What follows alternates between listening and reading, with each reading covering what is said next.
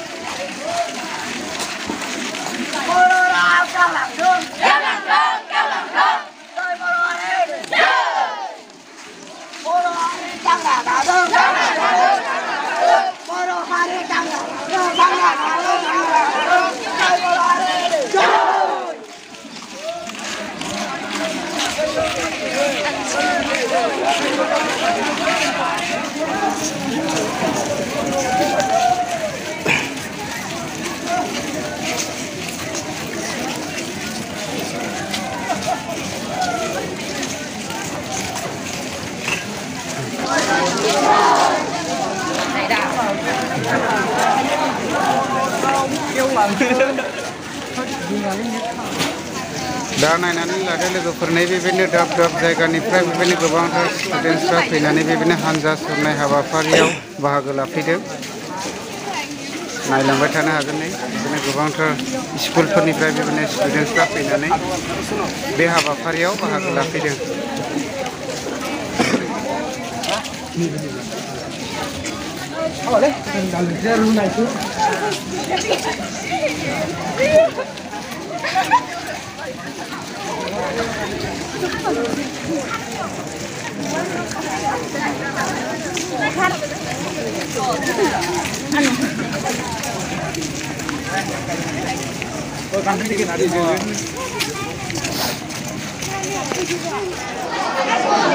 दा आं सारनावहाय बेबायदिनो फंनैसो मिथिनो थाखाय आं सारनिसिम सोंनो सानदों जाहैबाय। दा 59 18 मे बर' सान फालिथाय हानजा सुरनाय हाबाफारि, दा बिनि सोमोन्दै सारा फंनैसो आंनि चेनेलनि गेजेरजों मिथिहोनो थाखाय खावलायनाय थाबाय।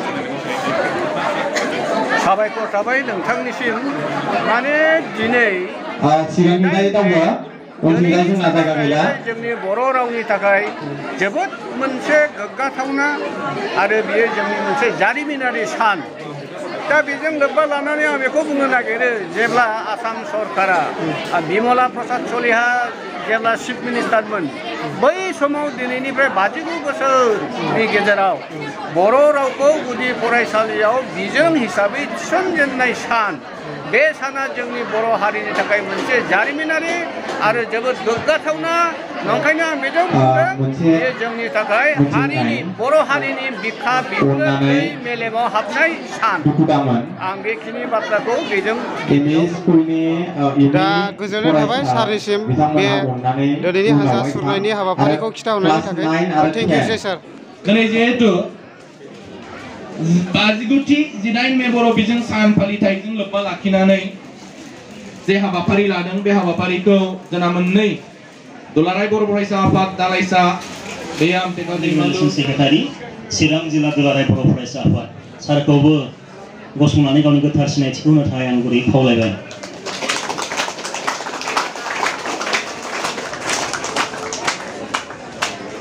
जोंजों लोगोसे दङ जोंनि निसिमा दख'रा दुलाराय बर' फरायसा आफादनि मानिजाथाव आफादगिरि सांग्रां मोसाहारि बिथांखौ गावनि गोथार सिनायथिखौ होनो थाखाय गुरै खावलायबाय।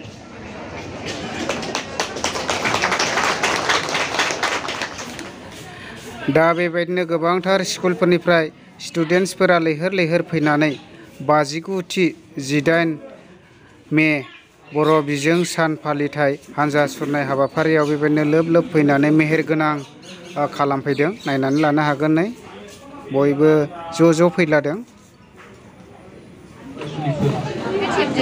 दा बे बुब्लियाव जोंहा थांखिया मोनसेल' दा जोंनि जे हाबाफारि बेयो जाहैबाय जोङो जोंनि फरायसाफोरखौ बोरै थुलुंगाखांहोनो हायो जोंनि इयुन राहा दानायनि फारसे बोरै जोङो सिगां होनो हायो बैनि फारसे जोङो दिनैनि प्रग्रामखौ लादों। दा सेथि हाबाफारिया जोंना आफादगिरि मासि आजावनाय बे हाबाफारिया जोबनानै थांबाय।